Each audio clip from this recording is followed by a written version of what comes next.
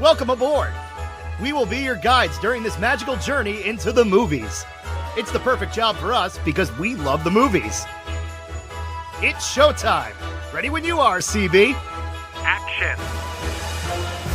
Welcome to Monoreel Radio, episode number 357. I'm Sean. And I'm Jackie. And we are here this week to finally kick off our holiday film reviews. Yes, we apologize for the unintended 2-week hiatus, but we did warn on our last Dockside chat that there was the possibility that that might happen. If you listen to the Dockside chat, you know that I got a new gig. I'm working on a feature film, so that means 12-hour set days, and there's no way around it. And I'm barely sleeping, so we're just doing the best we can. And, you know, it pains me to say that because this just started and my best wasn't good enough. And I hate that we put the show on hold for that long. But between my hours and your bartending hours, and you're also in full swing with the holiday season now too. Yeah. You're working holiday parties. You're getting stuck on late nights. You know, for as much as we're doing the best we can, we've barely seen each other. I haven't seen you in 3 days. Seriously. So in the little time that we do have, you know, last week we had to get our own Christmas decorations up and do our own Christmas shopping and prepare for our own holidays so that we could see our families. There's just so much going on. I'm kind of hanging on by a thread. So I really apologize because I didn't want the show to suffer as a result of this. But we're here now for a Jonas Brothers movie. Of all things, in 2 weeks, the only thing that I have watched has been a Jonas Brothers movie. And funnily enough, we have to tell this story because so obviously we're on conflicting schedules. And Sean had texted me while I was working one day, and my role is more office-based. I'm dealing with more of the scheduling, the budget, the nitty-gritty kind of stuff. And this particular day, some days my job does require me to go up to set. So I had driven up to base camp, and I get there and I get a text from Sean. I'm really not able to respond to a lot of texts. So friends, listeners, I promise I'm reading every single one of them. I am seeing all of these messages. I just can't always get back to you. And I see a text from Sean, and he says, "This movie is fantastic. It's as if James Gunn wrote it." And besides the long hours that I'm working, I was having like a stressful day. And I see this and I was like, God help me if this man is messing with me right now about this movie. I was so taken aback by my initial thoughts of the film that I'm not even going to lie to you. As soon as the credits stopped rolling, I hit restart immediately because I was like, am I punking myself?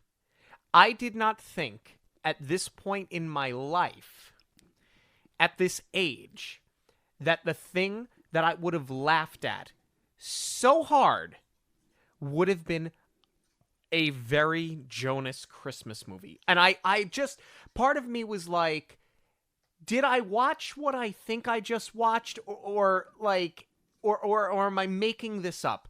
Was it really that good? I immediately hit restart. Especially after our feelings on Camp Rock, though. I really didn't have high hopes for this. And I truly thought that you were messing with me. And I was like, I just don't have the mental capacity for this right now. I really thought it was like that time Brendan told us to go on the Bourne... Stunt Spectacular or whatever it's called. At Universal. Yeah. And I really thought I was getting catfished. Yeah. Well, is this movie just one big catfish?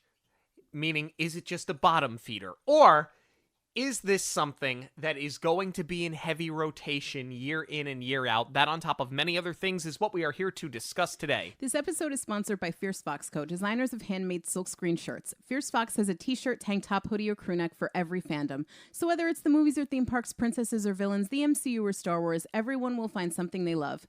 The designs range from subtle quotes from our favorite films to iconic characters we can wear proudly in so many different styles, such as sketchbook and concert tees.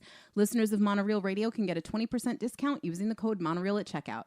Visit fiercefoxco.com to check out all of the collections. The Jonas Brothers are in London as they wrap up their world tour 2 days before Christmas. Joe wants to spend the night celebrating, but Nick and Kevin aren't interested as they are burned out. Nick is also tired of not being appreciated by his brothers, while Kevin secretly wants to sing lead on a song, and this is kind of weighing both of them down in their own respective rights. Well, Joe ends up at a bar alone where he unknowingly meets Santa Claus. He tells him that the brothers are growing distant, so Santa puts a spell on their travel plans, meaning that unless they can come together as a family, meaning just as their brothers, for Christmas, that they will not make it home to their actual families for Christmas, and he starts with blowing up their empty tour plane. They call Odyssey Travel and speak with Cassidy, who, despite her best and correct efforts, by the way, can't seem to get them where they need to be. Santa changes their Paris-bound train to Amsterdam, where Joe runs into Lucy, an old childhood friend who had previously moved away years ago. Meanwhile, Nick's manager Stacy calls him to inform him that the promoters want to extend the tour for 6 months, but he declines without even consulting his brothers because he does not want to deal with it anymore. The brothers end up stranded in Amsterdam for the night, as all of the airlines are fully booked. After Nick costs them the chance to get onto a private plane that is owned by Ethan Lloyd Monroe, they have nothing else to do but to sit there and sort of wallow in self-pity. Well, Joe and Lucy run into each other and spend the night having fun and rekindling an old flame. But Joe loses their passports in the process. After hitchhiking through Germany, the boys are picked up by Santa Claus in a Christmas tree truck, and Nick then sits up front with Santa Claus and vents about how laid back his brothers are and how that is not at all how he is, and how he puts so much effort into all of the tour plans and the set lists, and that they never seem to appreciate it. He moves to the back of the truck, and the trio reminisce about their holidays of their past. He then reconsiders extending the tour as well. Well, Cassidy's ex, a private pilot, charters the brothers' flight back home, but as the flight gets bumpy, they see that he is taking sexy selfies of himself in the cockpit to try and win her back. I love how you call them sexy selfies. Why not just thirst traps? Because I'm 39 years old, I don't use those terms. I'm lucky at this point that I could get the phrase sexy selfie out, okay? Anyway, where am I here?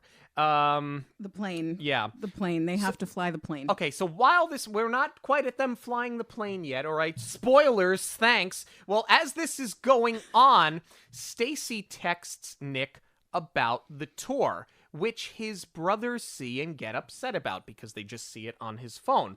Well, their pilot is then knocked unconscious, so they have to try to fly the plane, and inevitably they crash landed. In the woods, the brothers vent to each other about their differences and go their separate ways. They reconvene and make amends as their agent Rhett finds them following the news of the plane crash on television, and he retrieves them. They all come back to the States where they reunite with their families. Nick and Kevin invite Lucy to the holiday gathering, and she and Joe kiss, and they all make amends, and they all have a very happy holiday. So this movie, I think, really subverts expectations in a lot of areas. And sometimes I think that really worked, and sometimes it just kind of didn't for me. Starting with the setting, Europe kind of took me by surprise. I'm still on the fence about it, especially because I believe the only place that they actually shot was Amsterdam because they have the canals. The rest all very much looked like stock footage for me, which I was like, all right, if you're going to bother to film overseas and put the budget into it, then put the budget into it and like, let's see some locations here. And I think also, I was kind of back and forth because obviously they're from New Jersey. It's well documented. I think it would have grounded the film more if we had seen them on the home turf and it was sort of like an Americana road trip of getting them back home to Jersey for the holidays. But then, in all fairness, you do really run the risk of this feeling like planes, trains, and automobiles. So I didn't love Europe, but I kind of get the mentality. It was also probably a lot easier to film it overseas and not have to worry about securing locations where they're not going to get like mobbed, where the fans are finding out and going to set. Well, I think you lose a lot of the premise too, because it's very easy. I think this is true of most countries. I think it's very easy to travel domestically. You lose the whole thing with the passports, the flights getting canceled, because to your point, if a flight gets canceled and your tour plane blows up, you can go trains, planes, and automobiles. I mean, Steve Martin and John Candy were able to make it home to carve the turkey on Thanksgiving. Yes, we've been there and done that. They were able to get it done. I mean, if I was to... we live in Florida. If we were supposed to fly back to New York tomorrow and the plane had some mechanical malfunction and all the flights were booked, I could rent a car and get there. And still make it. You know what I sure. mean? Yeah. And if there was bad weather and we didn't want to drive, we could get on the Amtrak and be there in 24 hours. You just lose so much of the comedy if you set them domestically. I think you had to put them overseas. Well, that's fair, but I feel like any of the obstacles they sort of ran into, we still could have done that at home. But we will get into that a little bit, like with the travel agency, and because that was another area that I bump on. But let's talk about something that they did right, which was the cameos here. Oh, my God. Will Ferrell's commitment needs to be studied. As soon as he came on screen, I went, oh, my God, this is not what I thought it was going to be. No, just putting the fact that they gave him 3 boys that he doesn't even acknowledge... It's just so funny. Oh, no, he acknowledges them. He just flat out insults them for not being as good as the Jonas Brothers. Exactly that. But just the level of commitment blew my mind. It was hilarious. I mean, he has that level of commitment from Elf, but to see it here where he's playing himself and just fully invested in it, that's where I was like, all right, I see what Sean was saying. Like, I actually have some high hopes for this movie. It was great. So you have the opening concert. Immediately, I was not expecting this as a comparison. I was getting Spice World vibes because this is how Spice World opens. It's just the opening credits over them singing. So compounded with the fact that it is in London, I was like, I hope it's not a retread of the Spice Girls, or that they're not playing like completely exaggerated caricatures of themselves like they did in that film. So with that said, I was kind of surprised how real they kept it, because I mean, here's the thing. I'm not saying that I'm not a fan of the Jonas Brothers. I just kind of missed the boat on them. Like, I was already over it when they were at their peak. I wasn't listening to pop music as much. We did a lot with them because we were working in radio at the time.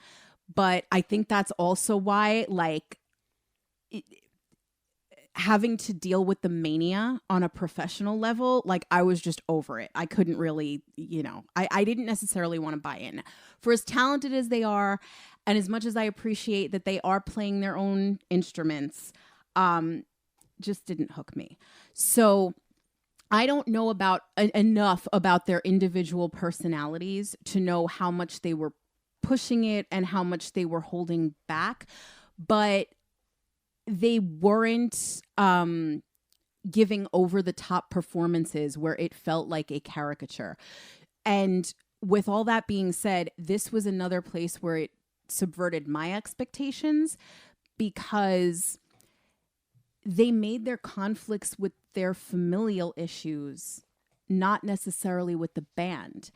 And that kind of surprised me because I really thought they were going to keep their guard up and not show the inner workings of their brotherhood. And they were going to keep it focused on how, as brothers, they can go function as a band. Because I feel like when they took their break, there was sort of a point of contention. Like, for as little as I know about them, I don't know if you'll remember that, but I feel like when they took the break, it was, we all need to go our separate ways for a while. It's not just like creatively, it felt like there was actually some tension there. Yeah, well, I would have to imagine. I mean, look, if you would have told me today what these guys were going to turn into, I think I would have given them a complete pass in regards to how I viewed them, you know, when you spoke to them. Yeah, and I had a not so cheery interaction with them, and I think, you know, looking back upon it, we were all a lot younger. They were younger than we were. The amount of pressure that I think that they were under, I think the amount of scrutiny. It sounds great to be rich and famous until it's not. And at that age, I mean, you literally lose your adolescence. You can't do a damn thing without being mobbed. And I think that it becomes very overrated. So I think, to your point, I think there was a bit of a stigma. I got that feeling because Joe went and did Cake by the Ocean, right? And then DNC. Yeah, and then I don't know which one went and did their reality TV show, and then one of them did go to Broadway. Kevin and Nick went to Broadway. Right, and so they did all sort of go their separate ways, and all that said, yeah, I didn't feel like they were overselling any of this. I felt that their performance, I know I'm giving a lot of this away, but I felt that the performance and what we were seeing out of them was very genuine. So, I don't know, maybe their method. I don't know. But I think I believed them. That's my big thing. I bought everything that's happening here. Yes, and to your point, they did really sort of bake that into the plot of the movie because they say as much, we've just been handled throughout our childhood.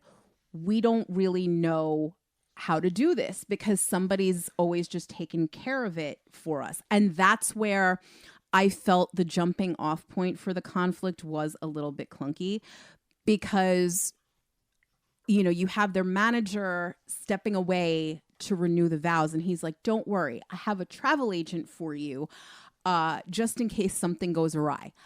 I love that we got a spotlight on travel agents. However, this would never in a million years happen.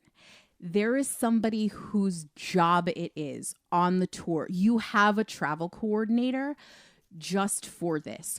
Or if you don't have a travel coordinator, you are working with an agency where somebody is there 24 hours or several people are there to make sure that your tour bus is where it's supposed to be when it's supposed to be, or if you're on flights that you're all traveling together. Like for sports teams or tours like this, if you're going through a travel agency, like you have a dedicated team that is organizing this for you at your beck and call 24/7 if there's not somebody within the tour budget that's paying for it. So this would never like somebody like me would not be handling this. Okay, but devil's advocate.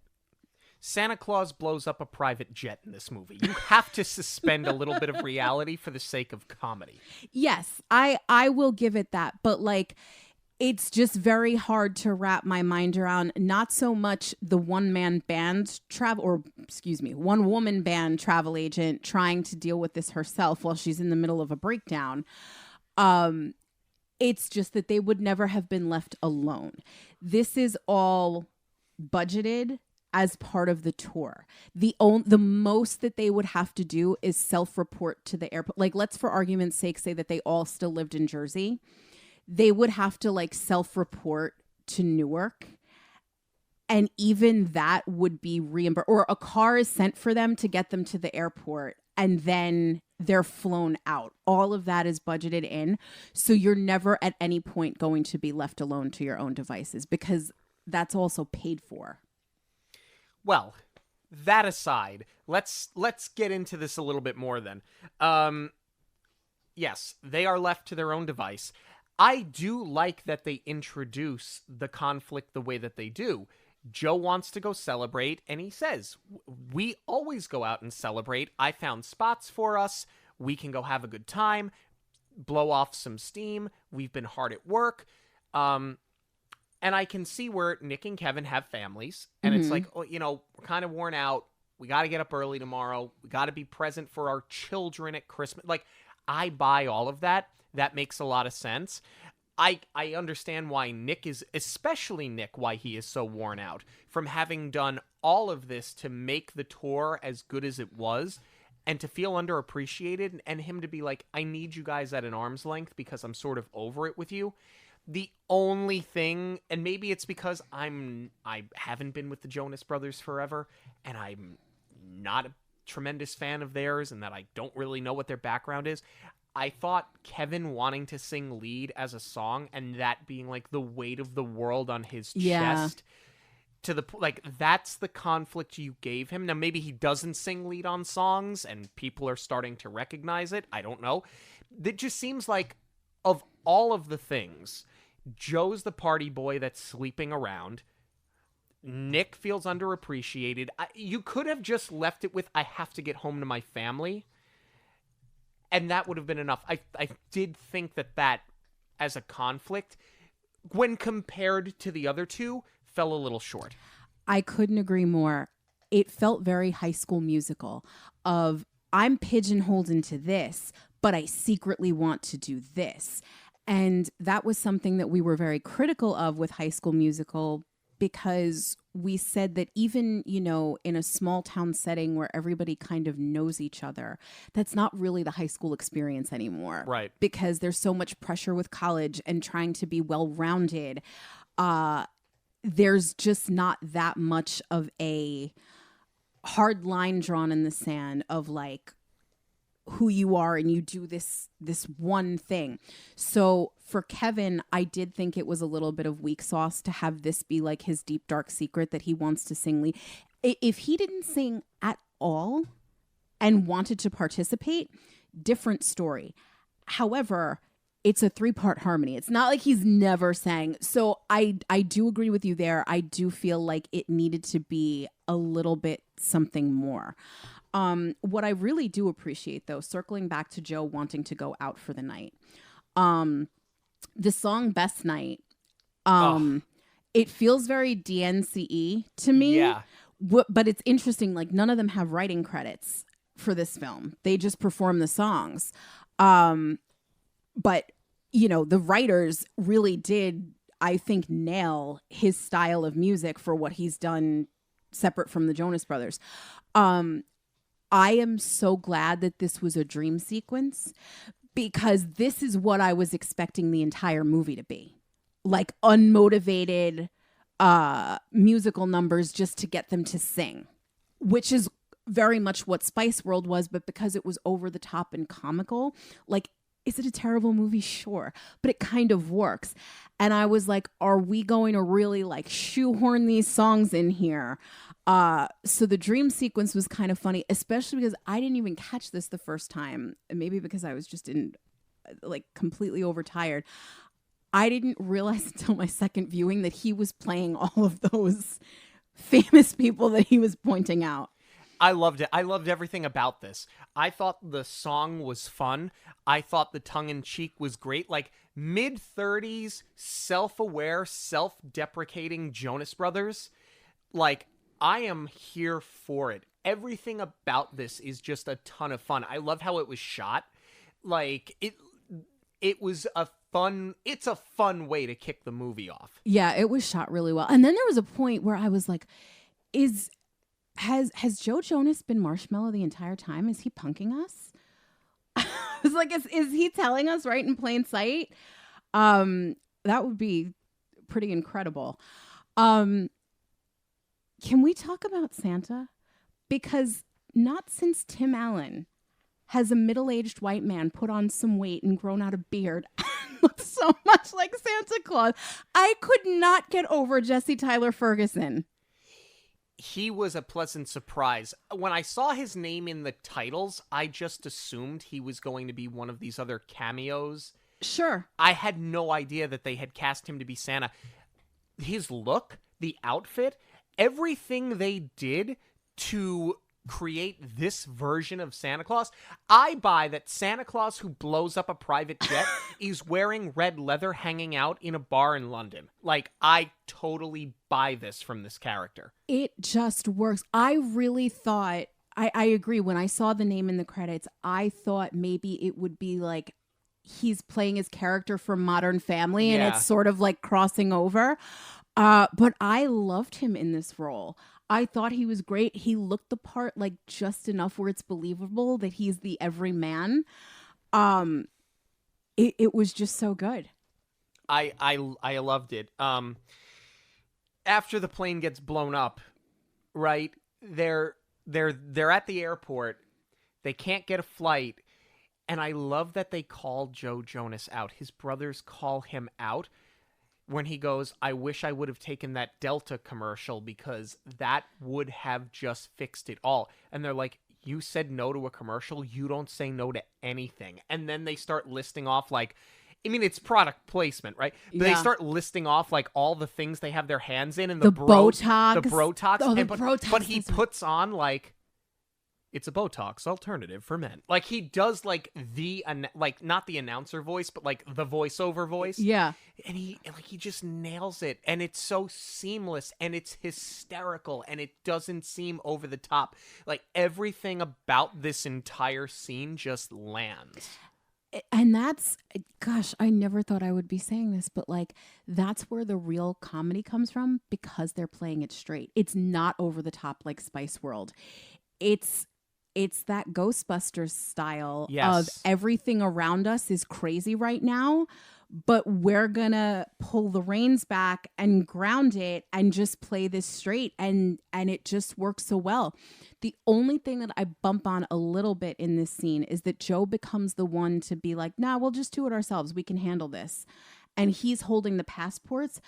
But Nick is supposed to be the responsible one who has been handling and organizing everything. So I don't understand why he's not the driving force behind, we got this, we can just do it ourselves. Well, Nick at one point is trying to get on the phone with the airline. However, you are correct. It doesn't make sense that the most irresponsible one of the three has the biggest responsibility of all, which is don't lose the passports. And not only that, but he's also like the most laid back, it seems. So you would think that he'd be the least inclined to want to have to figure out all of these logistics. So they get in touch with Cassidy, the travel agent. I love Billie Lourd doing comedy. I don't know like why she needs to do more of it. Honestly, unpopular opinion, I thought she was better in this than she was in Star Wars. I would agree with that. And she was good in Star Wars. I'm not saying she was bad, but to your point, she's better. I think she's better doing comedy. Yeah. Like, I would love to see her do, honestly, I would love to see her do something with James Gunn, like, at DC. I know that's sacrilege. We don't want to say that on a Disney, but no, she could go and play a role in a comedic space with him in DC. I don't know what that character would be, but I think you could create it and it would work. Like I agree. She was hysterical. So she can't fly them out of London, but she can get them out of Paris. And oh no, they have to be there in a half hour. So they get in the Uber. Yep. I was totally taken aback. I love this character. Shout out to Ronkonkoma. Yeah, that was hysterical. I worked for an ENC office in Ronkonkoma, and then I decided it's time to do me. I love the whole thing. I love everything about it. Spinoff.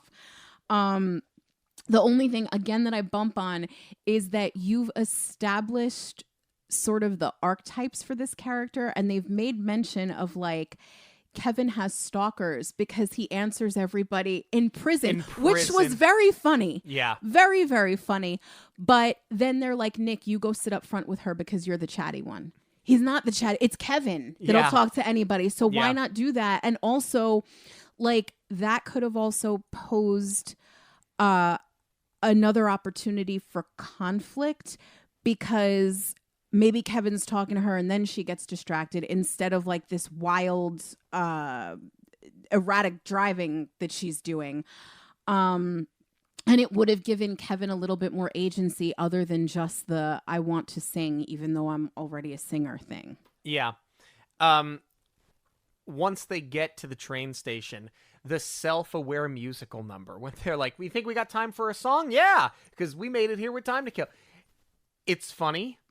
It's extraordinarily shoehorned, but because this starts taking the feel of like a Muppet movie, yep, it works. And the song, Coming Home This Christmas, the song is great.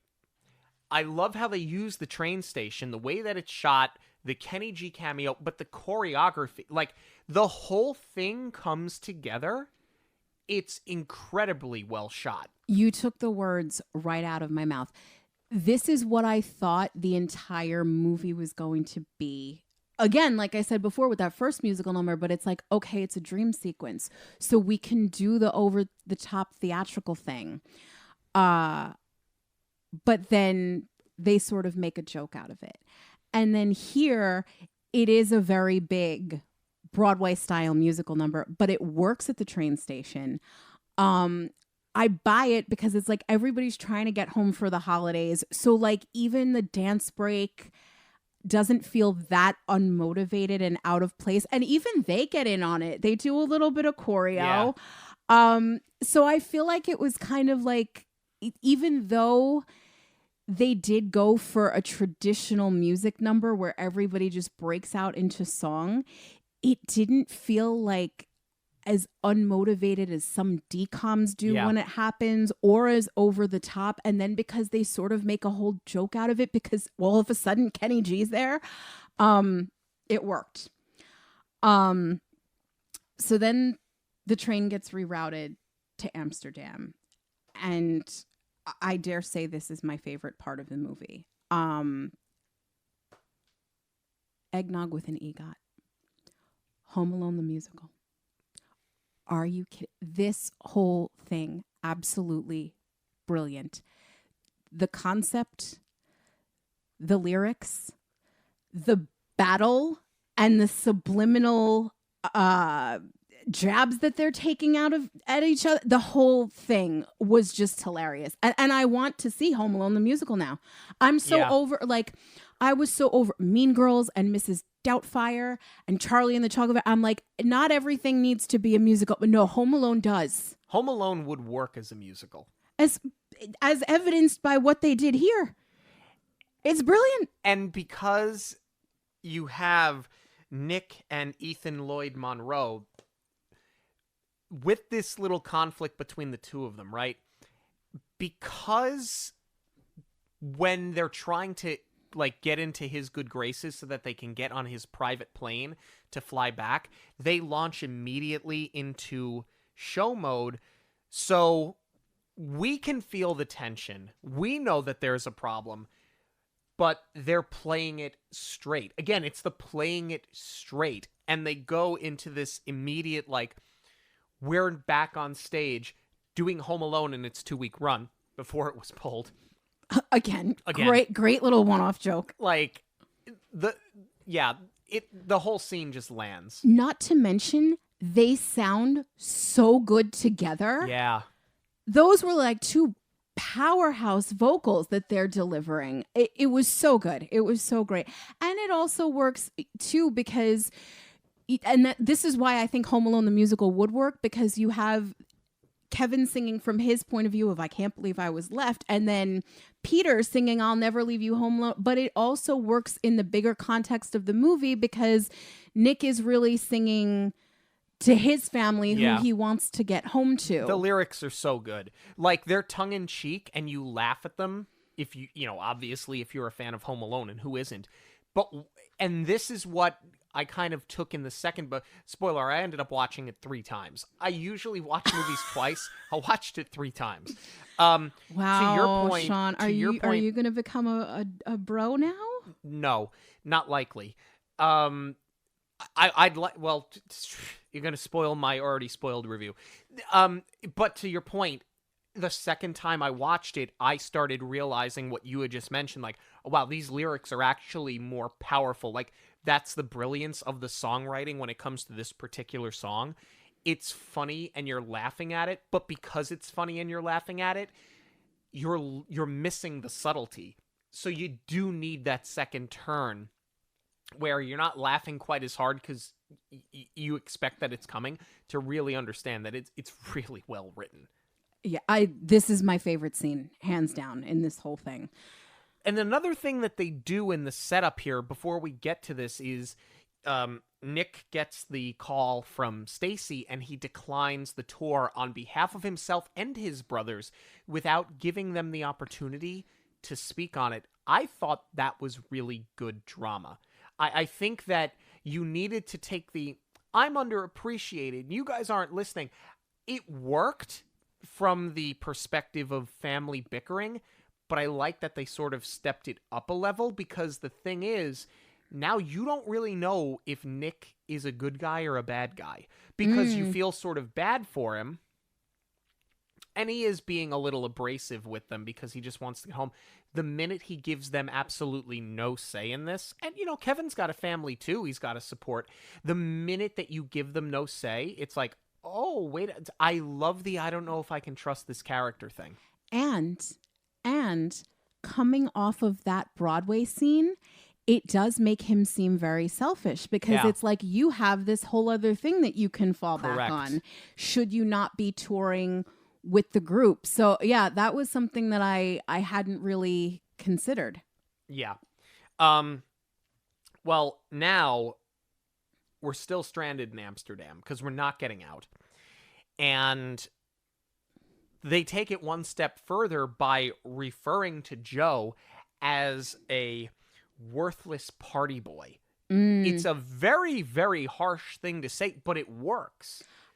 I love all of the split screens that they do where, they're sort of playing on the idea of like, except it's not the angel and devil on your shoulder. It's whoever the character is, or whichever brother they're focused on. The other two are being their negative voices and essentially playing up on the insecurity of the brother that's in his head in the moment. When these scenes happen, the acting is so good, because I can't imagine it's easy to say to your family and be that harsh, but because they're able to really commit to the delivery, like I was surprised both times I watched it. I was like, wow, that was really deep. Those were some deep cuts, but like they didn't make a mockery over it. Yeah. And again, it's the playing it straight thing that we keep talking about. But I was surprised, just quite simply how good the acting was. And it took me out of it for a moment, because I was like, wow, I wasn't expecting this from them. But also like it didn't ruin anything, you know, it didn't distract me. I was just totally taken aback and quite impressed. So now Joe has this night in Amsterdam with Lucy. We met Lucy on the train on the way to Amsterdam. How did you feel about the two of them together? Because they were childhood friends. She moved away. They became famous. She got buried in his DMs because she tried to reach out to him, but because he was super famous, he never responded. He's been silently like Instagram stalking her the whole time because she's been on his mind. How did you feel about them together? I really like her as a character because she's just like so chill and so easygoing. And I thought it was a very smart choice to go that route, especially making her a blast from the past. I much prefer that to doing another cameo here where he's trying to pursue some actress. I think it would have played too much into the party boy image that they're accusing him of. Right. And we wouldn't have been able to take it so seriously and believe that he did actually have feeling. And it's good for the arc too, right? Because he does eventually say later on, I couldn't even tell you that I do think that there's something here, but you guys were just going to write this off as another fling, and I can't be honest with you about it and if I should pursue this or not. And I couldn't lean. This is the one area I think where making the conflict about them as siblings versus conflicts within the band really works, is for Joe's arc. Yeah, and I like her as a character because, you know, they were so uber famous and still are to this day. You just have people, the fans, or some of them are just so obsessed, right? And that's true of any celebrity. What I like about her, and her being a blast from the past, is great because she knew him before he was famous. I think that's important. But I think the most important thing about her, she's independently successful and she's independently wealthy because she's a very successful doctor. So she's sort of unimpressed by him because whether she's with him or not, she's fine. Right. Right. He's not, like, we could tell, like, she still has a thing for him, but never comes off as it being the one who got away or like, oh man, this is my chance to land a Jonas brother. She's good whether she's got him or not. And in fact, it's the other way around where he needs her more than she needs him. And I think that's why she works as a character. Absolutely. Especially too, because she says, like, isn't this weird that people pretend that they're not supposed to know about your personal life? She knows, and because she's a blast from the past, like, she's not really that intimidated by it. But I think that's why she's sort of hesitant to maybe get into the relationship, because she doesn't want to be necessarily plastered all over the tabloids. But because she knew him when, it's not the party boy thing that has her questioning him. Right. I think it's just everything else that comes with it. I really like their duet. Yeah. I thought that was really solid. The fact that this girl can hold her own with, somebody of this caliber, that has not only had the career he's had with his brothers, but he has had a very successful solo career, I thought Feel Something was really good. Yeah, I liked it. It's a really strong duet. It's a good moment for the both of them. And I think the moment that sold me in completely rerouting my opinion of the Jonases is coming out of this scene. The three brothers are just making small talk, right? And I told the story, I think when we did Camp Rock, about the interaction I had with them. Probably. And how they very much thought who they were. And I was not impressed, and went in a very passive-aggressive way, let them know that I was not impressed, to say the least. The fact that they could sit there and talk today that they are the most punchable band in the world, it completely flipped the narrative for me. It completely flipped my opinion of them. Knowing how they were at the time, young, I would say borderline arrogant, and I think a bit naive, as most people are when they're young, they never would have talked about themselves like that the day that I met them, when we did the meet and greet with them. All these years later, the fact that they can say that, and of course it's written in a movie, right? They're going to deliver the line because they're getting paid to. But the fact that they're willing to do it. They would have never been willing. They would have never said anything like that about themselves years ago. But the fact that their game now shows that they're good sports, and I think that they've kind of, as years have gone on, I think the more we know about them, I think that they're actually a lot more humble than I gave them, certainly than I gave them credit for in their younger years. Well, I think it's like anything, right? Especially when you have that much success that young. I think that can kind of happen to anybody, where you take yourself so seriously and then hindsight's 20/20 and it's like, wow, I was kind of a jerk in my 20s. And I thought who I was, and, I needed to lighten up now. But I think also, but especially, I think that's relatable of anyone, but for their situation specifically, I think because they took a step back, they pursued other things, they got away from the hype, they all have lives outside of this now. I think the difference is, and because, they did come from very humble beginnings. They showed some of that home footage. It's not like, I'll say it, I don't know, somebody like Taylor Swift or Miley Cyrus, whose parents were independently wealthy before they entered the music industry. They had a lot come to them very quickly.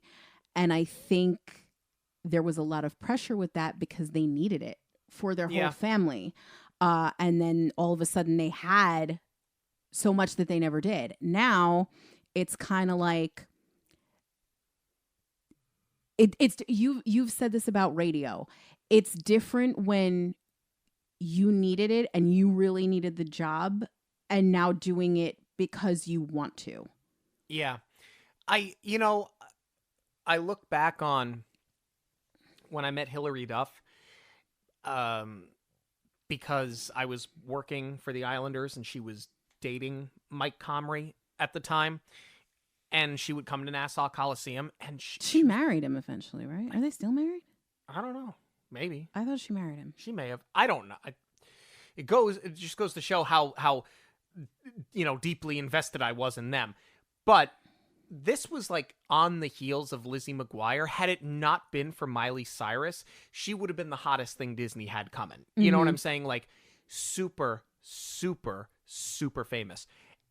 And met her at the Coliseum many times. And, remember, we're there as staff to sort of pamper her because she's world famous. She's dating one of the players. She never, ever looked or spoke to us like we were just the staff. She was so humble and she was so kind. And around the time that I met them, I had met her, and I'm like, okay, we're both Disney. Like, you both came up in the same way. Yeah. So it's like, I got this, and then I've got this. And that was my basis of comparison. In their defense, she was a little bit older, and she was a little bit more mature than they were, but that was my jumping off point, right? And working in radio, and we'll get back on task here, Katy Perry. Katy Perry was one of the nicest people that ever came through BLI. And, to see how she interacted with people and like took an interest in you. Bruno Mars was one of the nicest people I've ever met, and he's probably the most famous person I've ever met. And you never would have known it. But at that time, he was bigger than the Jonas Brothers when you met them. And not nearly as standoffish. No, he was incredibly kind and humble. So all that said, I think it was just a recipe for disaster when it came to my opinion of what I would have deemed then as the most punchable band on earth. But now that they call themselves the most punchable band on earth, they are absolved of all their sins. Let's move on. Okay, not all their sins. There's one thing that happens here that I really don't like. Joe doesn't recognize Santa Claus. When Santa Claus comes and picks them up in that Christmas tree truck, you had a whole conversation with this man. And if this had been something where Joe was half paying attention to him, I would have been like, yeah, okay, makes sense. And you could have played into that, irresponsible, I only care about me, party boy, easy living sort of, fast and loose with women sort of deal, because they do make a joke about that as well. He has a heart-to-heart with the man and is sitting with him having a conversation, and 2 days later, you don't recognize him. Yes. That's the only thing I didn't like about it. You almost lost me for a second because you said he didn't recognize Santa Claus, and I was like, nobody's supposed to recognize Santa Claus. But I see what you're saying. You didn't remember somebody that you just met 2 days ago. And had a very heartfelt moment with. Sure. I think there was also a little bit of a missed opportunity for comedy in this scene, because the way they set it up is that they're hesitant to hitchhike because they don't know if this guy's a serial killer or whatever. And, the same way that he had the heart-to-heart with Joe, he's now having the heart-to-heart with Nick about, basically how he lives alone, and it would be nice to be one of the pack, I think that he says. Yes. And it makes it helps Nick to realize, I should count my blessings and be thankful that I have my brothers and that I have family, because this guy has no one. But some of the things that he was saying when he's like, I live remotely, I don't really come out. He says that he's a Christmas tree farmer. So he works, he plays off of the Santa thing. You only work during this time of year. It's your busiest time. I feel like some of those lines were supposed to play for the comedy of, is this guy an axe murderer because he lives alone and we know nothing about him? And Jesse Tyler Ferguson's reads didn't have that double meaning necessarily. So I feel like you lost a bit of the humor that you could have had in this scene, and it was all serious. I don't think that there was ever supposed to be a moment where we were going to, not us as the audience, but the Jonases, I don't think they were ever supposed to confuse him with an axe murderer. I don't think this was meant for comedy. I think this was meant to be the heartfelt moment, especially because he pulls the truck over, Nick gets out of the front seat, he jumps in the back with his brothers, and that's when you get Remember When, the song that they sing together. I think that's what you needed it to be. I don't agree that that's missed comedy. I think you've had enough comedy. I think you needed a moment to really ground it, and I think you needed to bring Nick back together with his brothers, because Joe's sort of weaving his own way in. Poor Kevin, I feel like, just gets used for comic relief in every movie that he's in. All three of them that we've seen the Jonases in, I feel like he's just the comic relief, which maybe that gives levity to he wants to sing lead in a song. But you needed that moment to ground Kevin and bring him back, and for him to appreciate his brothers. This Remember When song, this might be the best song in the movie. And I do like that they showed some of the home movies. The VHS that was nice tapes. To see. Oh, man. And you're right. I'm watching these VHS tapes, and you can see, as you pointed out earlier, some of the famous musicians were able to do so because their parents were able to fund it. And there's nothing wrong with that. But, like, the clothes that they're wearing, the furniture in the kitchen, the furniture in the living room, the paneling toys, in the basement. That's the thing. Like, it just reads like moderate income, moderate family home, like middle America. You know what I'm saying? Like, we know they're from Jersey, but it's this. The song is the everyman song. It's so relatable, especially the reminiscing, and especially around the holidays, when you start thinking back of, your bygone years and people that you're looking forward to seeing, and people that you don't see anymore because they moved away, or you don't see them anymore because they passed away, and that just, a lot of that comes out in the holidays. This song is one of the most relatable songs that I think we've ever heard in any Disney movie, quite honestly. No, and this is where I feel like maybe this could have been the opportunity, because to your point, you're saying it's the everyman song. This could have been a good place for Kevin to come out with his goal of singing and let him sing lead on this. This is also where I really bump on that this is not a domestic journey for them, because you are bothering to show all of these home movies.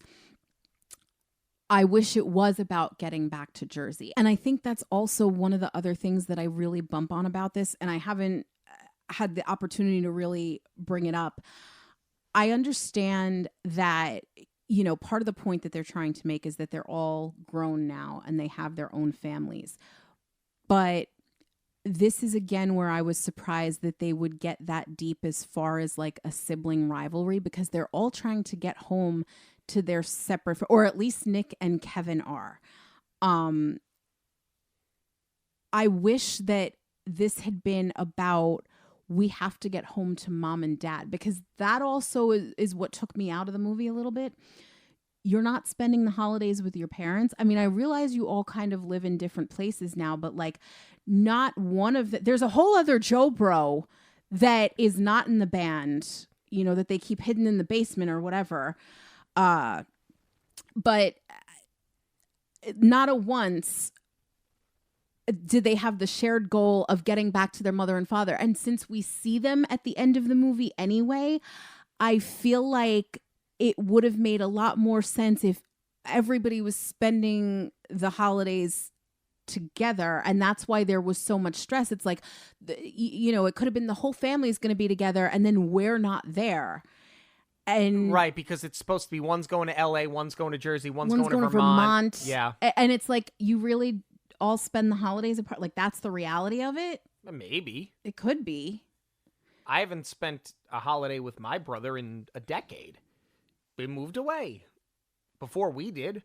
That's just how it is sometimes. Like, I'll buy that, but for the purpose of the movie, to not have everybody going to the same place until they conveniently all end up together in the same place, that's, yeah, I'll give you that. No, and that's what I'm saying. It's kind of a weird thing to fight over when it's like, I want to go home and be with my family. I want to go home and be with my, well, you are with your family. You're with your brothers. That is what Nick does realize when he's in the truck. But they still want to split at the first opportunity. I get you're homesick and you miss your family, and it's probably very different when you have children to get home to. I think that's the X for factor. sure. And they do a good job of channeling that through Nick, but it's just like, I don't know, the fact that the parents are never really acknowledged when they end up being there at the end anyway, you kind of needed to tie this all together a little bit better. Yeah, well, instead what we do is we get Gene, the private pilot, that Cassidy, we could have gotten him the whole time, right? But she wants nothing to do with him because he ran off with another woman. But now No, it wasn't another woman.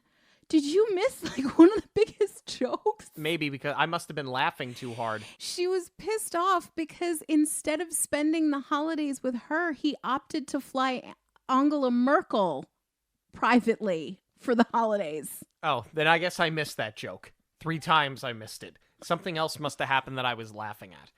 But we get him anyway. That's also a very bizarre reason to break up with somebody, that he's flying a diplomat around. But be that as it may. No, and this is also where, again, we have to suspend a lot of disbelief here. She's crying over him, but he does want her back. Yeah, it almost seemed like she was the one that ended it. Yeah, she's crying. And then she assumes when the Jonas Brothers call her for the first time that it's him trying to win her back, when he does, in fact, want her back. And she wants him just as much. That's where the whole thing kind of falls apart for me. Not to mention this unbelievable sequence here. I'm willing to live with it for comedy.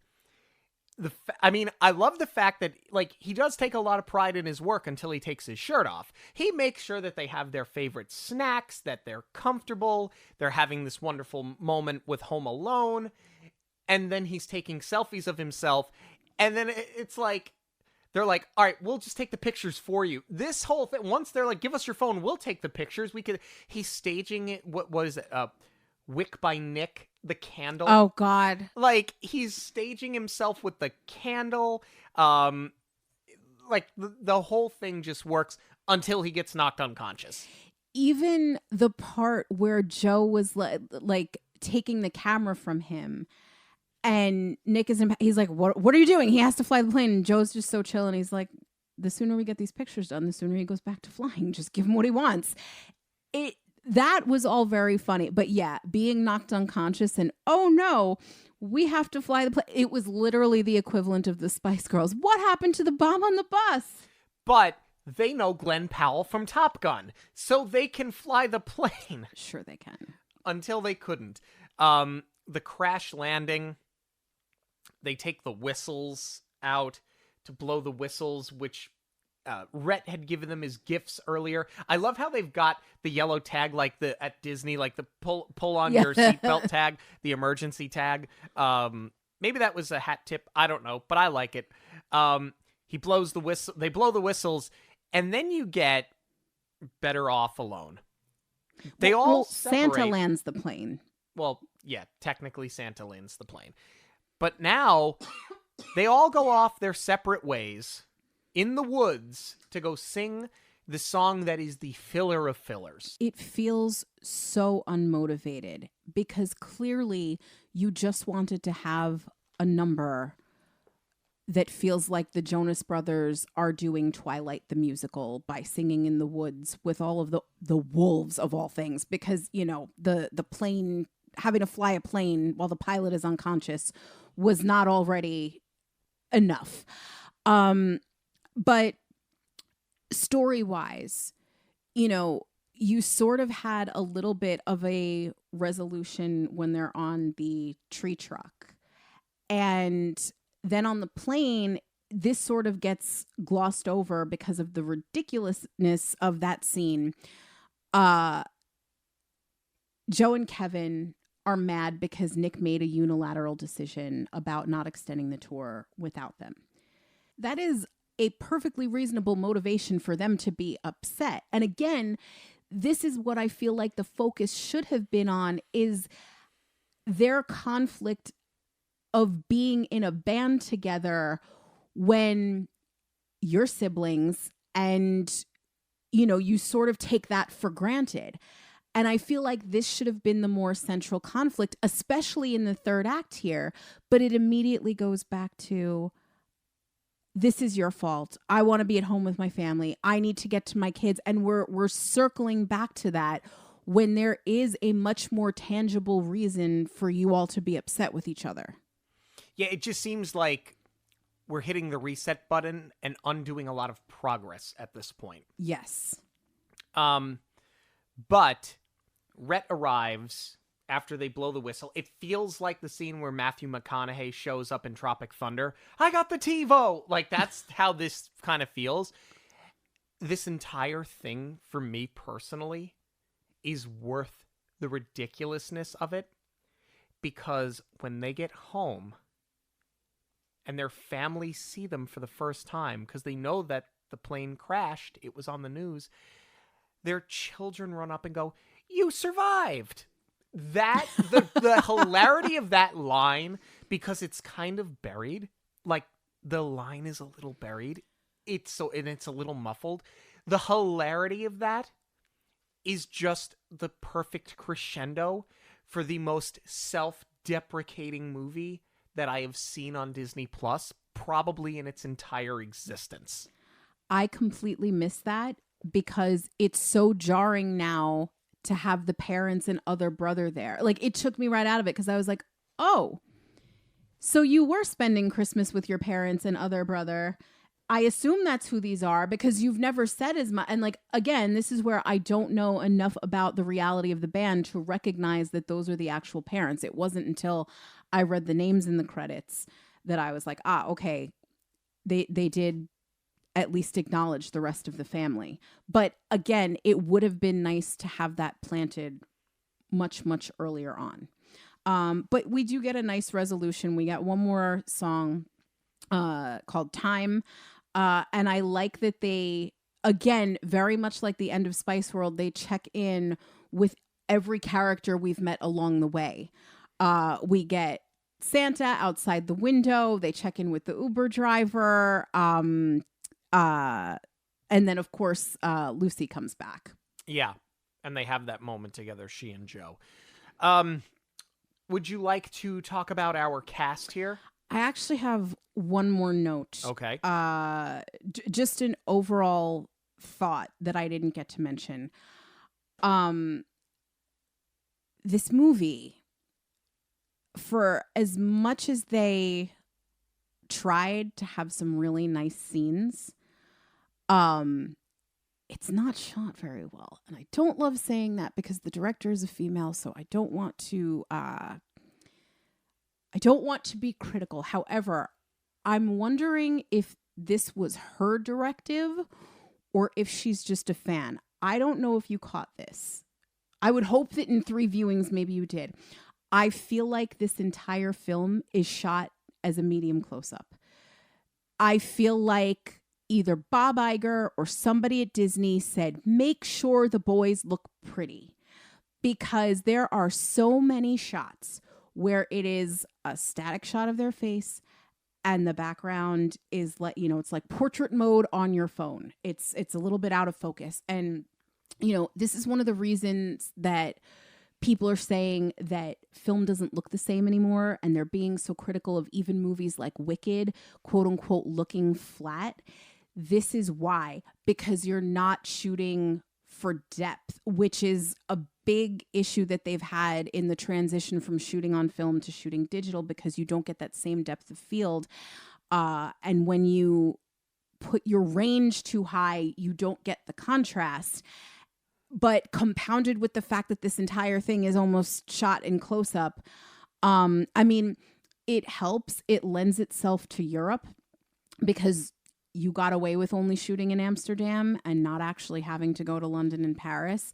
But when you think about it, and this is again where I would have loved if it was shot on the home turf, we could have done so much more with setting, and you really didn't. And that sort of falls a little flat for me. I didn't notice it, but I'm not going to notice it the way that you are. Yeah, you're right. I think if you're watching a Very Jonas Christmas Movie, you want to see the Jonas Brothers, but we know that they're in it. We're following them, but you're right. There's opportunity to have you've got, even in Zombies, you've got beautiful wide vista shots. That's right? what I'm saying. They use New Zealand. Right, specifically in the 4th film, which is the weakest of all of them, but it's shot so pretty well. I think you're right. And I think part of it is, if you're trying, I think this is a problem with film in general. They don't shoot on locations anymore. Disney is the worst of all of them. Everything's in a black box theater, right? Everything is just CGI nightmare. So you're not, and I'm not saying that's what the Jonas film was, but because you're not shooting on location, naturally you do not have depth. So I think that is just something that Hollywood in general has a problem with, because it's cheaper to go into a soundstage, put up a green screen, and key it in later. Well, not even just a green screen. This was straight stock footage for London and Paris. Yes. You could tell, because it's just like those static shots. There's not much movement. You can tell that they didn't bother to have a crane or a drone or anything like that. It's the same static shots you see in every made-for-TV movie, where it's just the same look, static it's Chicago at Christmas. Yeah, it's the same static shots that you see in reality, right, just for the sake of getting into a scene and establishing a setting. Amsterdam is and that's where I noticed it the most.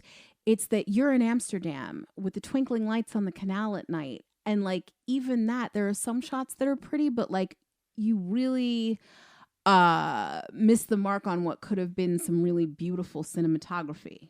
And maybe, you know what, for the Jonas fans, those close-ups, that is going to be the beautiful cinematography. It's probably what was asked for. Yeah. Let's talk about our cast here, starting with our leads, Kevin, Joe, and Nick Jonas playing themselves.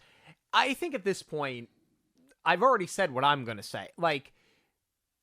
The self-deprecation, the playing it straight, the no longer taking yourselves too seriously, their performances kind of blew me away. I really didn't think that they could pull off a performance like this, because I'm sorry, guys, Camp Rock stinks. It's just not good. I know that that's not a popular thing to say, and I didn't grow up with it, but that movie stinks, and the second one is worse, okay? If one's a fire, the other one's the kindling.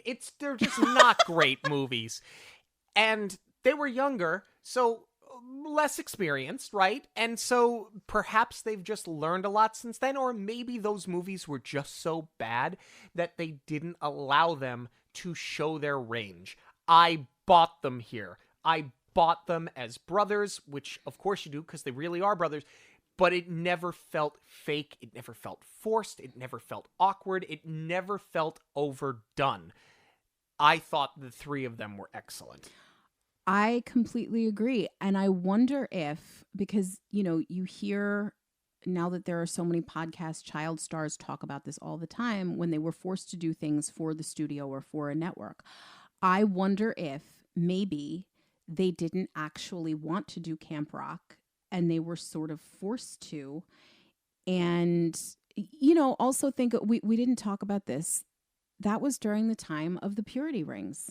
Like, think of what they were made to do. So maybe it didn't showcase their acting to the best of its ability because they were phoning it in, because they didn't believe in the project. But here it's like we get to play ourselves and we get to poke fun at ourselves. Like, yeah, we're down. So I think just taking the pressure off and being more in control, they're clearly more relaxed and it's going to be better. But I wasn't expecting to walk away from this going, wow, they're actually all really talented as actors in their own right.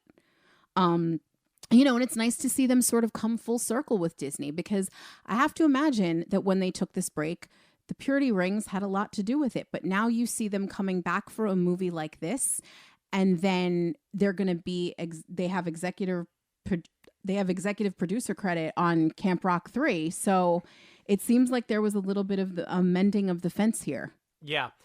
Chloe Bennett plays Lucy. I thought she was excellent. She's great opposite Joe Jonas when they do their duet. She's perfect opposite him just in their overall demeanor and dialogue. She was a very, very pleasant surprise, because you could have just cast anybody in this role and you could have gone for a bigger name and maybe it would have worked, but I don't think it would have been believable. I just love her overall attitude and demeanor. I don't buy her as a character. I buy her as a human being. And because they're playing themselves and it's supposed to be set in reality, in spite of the fact that Santa Claus blew up a jet and we're going to just overlook that and suspend reality, she still feels real and feels grounded. I don't feel like I'm watching a character. That is the most important thing. I completely agree. I really appreciate the way that this character was written, because and I think the performance does back it up, because she's the cool girl without being the pick-me girl, which is a very hard line to walk these days. Yeah. We've got Jesse Tyler Ferguson as Santa Claus. I loved it. I didn't. If you would have told me he's going to get cast in this film, I would have been like, yeah, it makes sense. Well, we cast him as Santa Claus. That I don't know about that until you see the performance. He's great. There are moments where he's trying to put a little bit too much of the Santa voice on. He's kind of trying to be a little too much ho ho ho. Like, I wish that maybe he would have dialed back on that a little bit, because there are moments where I love him. I think he's great. There are moments where that feels a little forced and maybe too on the nose, but overall, I really, really love what he brought. Oh, I disagree. I don't think he put it on at all. I thought he was the perfect Santa. Give him you know what I would actually love, if Disney's going to keep insisting on doing sequels or reboots, or whatever you want to call it. I would love a world where this Santa does this for other celebrities and teaches, because I love that. I was going to say that I love the premise of this movie and how it's channeled through the character. Like, this felt like an old school 90s Christmas movie where somebody needs to be taught a lesson. It's almost like A Christmas Carol in that way. Santa's in control. Well, Santa's not in A Christmas Carol, but just the idea of Santa being in control so that the character has to learn a lesson, and I'm just going to meddle here. It felt very 90s to me, and I love that. And do it with Taylor Swift next year. That would be fun. Billie Lourd plays Cassidy. She's so funny. Scene stealer. She's absolutely phenomenal. in this movie. How about, you want to talk about scene stealing? Andrew Barth Feldman. We talked about him earlier this year. He played Dopey in Snow White. But him in this role, like eggnog with an EGOT, EGOT, oot. A double EGOT and EGOT. It was, he's so good.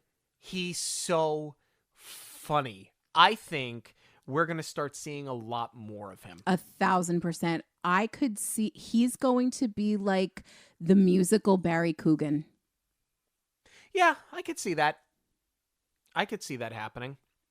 How about Randall Park as Brad, the manager? This is another one where I thought maybe Jesse Tyler Ferguson would be double dipping roles. I would love it. There's nothing that I would love more than if this was his character from Marvel and this is what he does during his downtime, and he's got like a double life and he's renewing his vows because, you know, Scott Lang is good. We don't need to worry about it. I can go take a break with the Jonas Brothers. Laverne Cox plays Stacy, Nick's manager. She's getting that treatment on her face, the numbing cream, and she goes, put the numbing cream on my heart because Nick Jonas just broke it. Unbelievable. A great line to write. Wonderfully delivered. She was hysterical. Not a lot of screen time, but where she's there, she's just hysterical. Yeah, we didn't talk about her enough in the plot. She was such great comic relief, especially with that line. That might be like favorite scene by far is Home Alone the musical, but favorite line is probably that one, put it on my heart.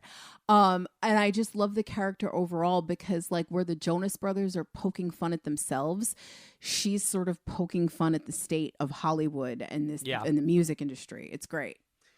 Final thoughts on A Very Jonas Christmas Movie. I'm going to go first. You're putting it in the rotation, aren't you? Not only am I putting it in the rotation, but I will go so far as to say that this is one of these movies that you see and you go, this is why Disney Plus exists. Because when they get it right, it's incredible. Movies like this, movies like Noelle, even shorter films like the Guardians of the Galaxy Holiday Spectacular. Like, there are certain projects that when they hit the streamer, you go, and this is what makes Disney Plus great. Projects like this, films like this is what makes Disney Plus great. I loved it. I laughed hard all 3 times that I watched it. It's not perfect. It's pretty close. I do think the ending is a little sloppy, and I feel like for as well thought out as the rest of it is, it seemed like they just needed to get the movie done, so they sort of rushed to a conclusion. But with all of that said, I absolutely loved it. The music, the choreography, the Muppety humor. If I would like to see the Jonas Brothers do more like this, but I don't think you can necessarily capture this again. Which is no shot at them. I just don't think you can keep doing this with them. I think you did it once. You captured some magic. They're gonna go make Camp Rock 3. God help us all. Not looking forward to that one, but it's coming. But this absolutely in the rotation. I agree for the most part. I'm not going to say that this is a near perfect movie because that's asking a lot. But I was so pleasantly surprised by it, especially because when you think about the past couple of films that we've reviewed over the last month or so, other than Dick Tracy, we've had a couple of clunkers lately. And again, when you texted me, I was like, is he messing with me? Are we in for another horrible week? I can't take it right now. I also sort of got nervous because it's like, that's going to become boring to listen to if we just keep ragging on movies. And like, granted, we didn't make them. Well, no, but when you think about it, we're 350 plus episodes in, right? Like, we've done a lot of the cream of the crop. So we're going to hit the clunkers now.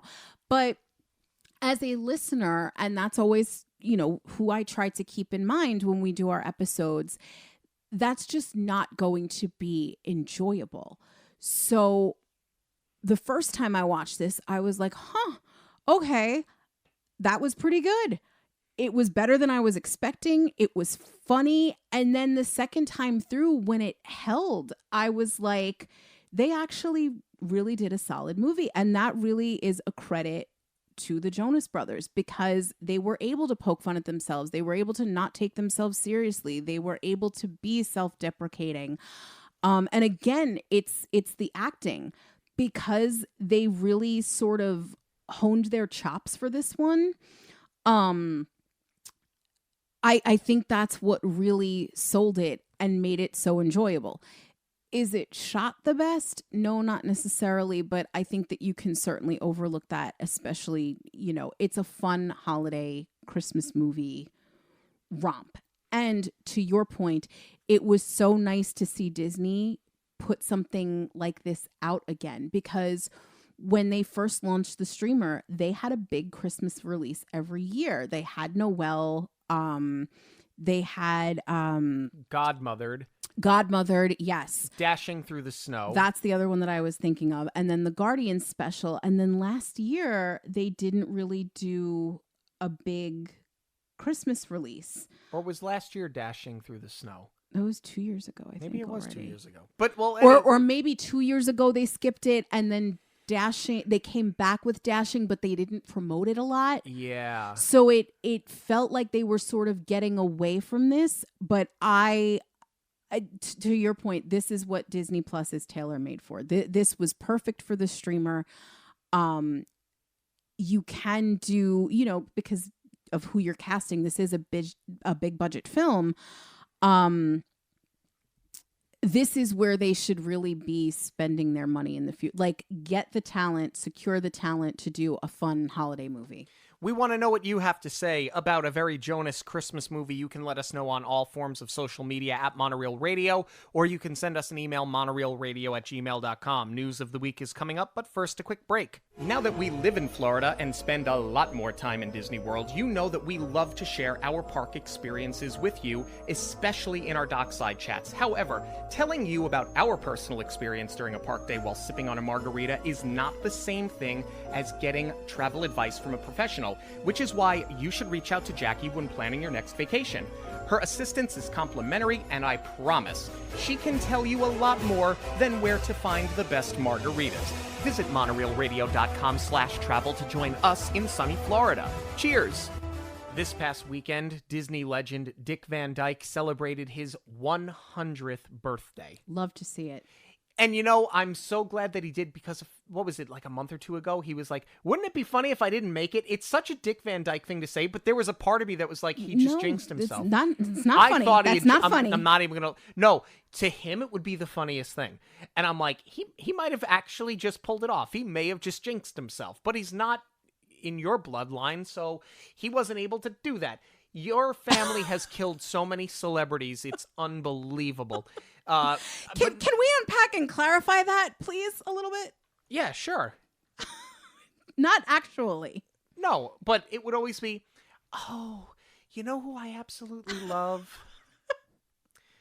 I love that nice Philip Seymour Hoffman. He seems so nice. Gone.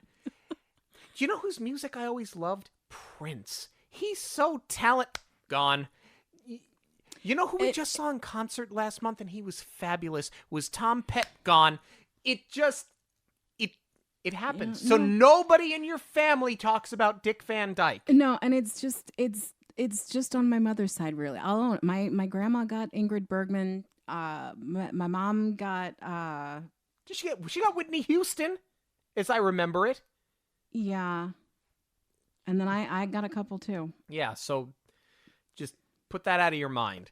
But yes, Dick Van Dyke did not do the funniest thing that he thought he could have done. He made it to 100. Congratulations to Dick Van Dyke. And congratulations to Disney for snagging 15 Golden Globe nominations this year. Yes, we got the usual suspects with the Bear and Only Murders in the Building. Definitely worth noting, though. Andor got one for Best Performance by a Male Actor, Diego Luna, we keep saying it. We got to do it. We got 2 episodes into the first season, and then we got too busy to watch, and then we tried it again, and it wasn't hooking us. We have to sit down and knock this one out, because clearly it's a great show, and we're missing out. And then Elio got Best Motion Picture Animated nomination. I buy that. I like which Elio. is well deserved. Yeah. All right, some vacation news here if you are traveling to Walt Disney World in 2026. If you're looking for one more opportunity to ride Rock and Roller Coaster starring Aerosmith, March 1st is its final day. It will close after March 1st and reopen later in the year, rethemed to Rock and Roller Coaster starring The Muppets. I'm excited. I hate to see Aerosmith go. I wish it would have been Powerline, but I'm glad that the Muppets are getting something. Big Thunder Mountain is reopening someday. It's a very Disney announcement. Spring of 2026. Yes, they released, I'll share it on our social media. They released like an infographic of everything that's coming. I had missed it, honestly, because it's so rare that Disney makes a post like that where they're not using like really eye-catching photos. This looks like something that, a travel agency would do. But it is a very good chronological breakdown of everything that's coming. Yeah. Only very few of them have hard dates, though. This does have hard dates, and something that I certainly am excited for. The Epcot International Flower and Garden Festival is returning March 4th through June 1st of next year. That's always a nice festival to attend. The food, not great, but the topiaries, fantastic. And the concert lineup has been getting better and better and better each and every year. They haven't announced anything for Garden Rocks as of the time of this recording, but I am super excited to see who they can bring in this year because it's been a pretty stacked calendar. No, and I feel like Garden Rocks is becoming a lot more of the 90s bands that we love, and Eat to the Beat. Eat to the Beat is becoming a little bit more our parents' generation's music. A little bit. It's a weird mix of like our parents' generation plus like this person won American Idol 6 years ago and had like an okay-ish song. So it's this weird mix of like our parents like 70s and 80s rock with like modern contemporary 2-hit wonders from 10 years ago. And David Archuleta. Yeah. It's a very strange calendar, but it's not bad though. Fingers crossed for Sugar Ray and Lit this year. That would be great. Thank you so much for joining us this and every week on Monoreel Radio. Monoreel Radio will always be free, but there are many ways that you can support the show. Please give us a rating wherever you listen to podcasts. Join the conversation on social media at Monoreel Radio on all major platforms. Share your favorite episodes with family and friends who may enjoy them. And of course, book your next trip with Jackie. Links to everything can be found at monoreelradio.com. We all get one story. Make yours a magical one. On behalf of Monoreel Radio, we'd like to thank you for joining us. We'll see you at the movies, the stuff dreams are made of.